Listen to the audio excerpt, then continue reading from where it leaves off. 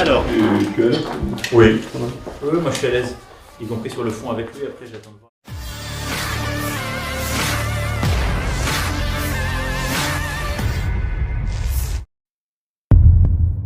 Presiden Prancis Emmanuel Macron pada Rabu 12 April 2023 di Amsterdam mempertahankan pernyataannya yang kontroversial bagi Amerika Serikat dan Barat tentang Taiwan. Ia menegaskan bahwa menjadi sekutu Amerika Serikat bukan berarti menjadi negara vasal atau negara bawahan negeri Paman Sam itu. Macron yang mengakhiri kunjungan kenegaraan ke Belanda yang juga diwarnai oleh protes tentang reformasi pensiun mengatakan Prancis masih mendukung status quo di Taiwan.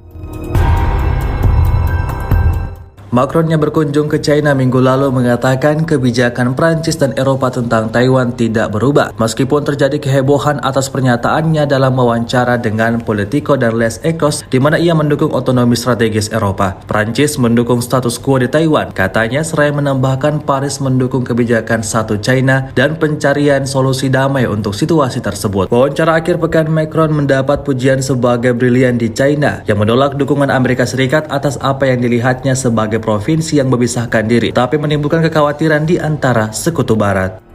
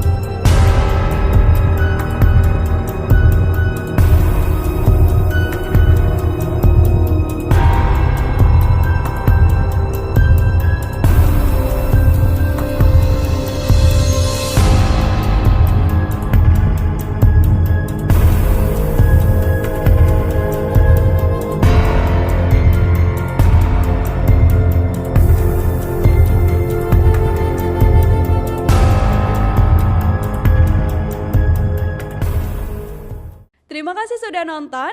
Jangan lupa like, subscribe, dan share ya.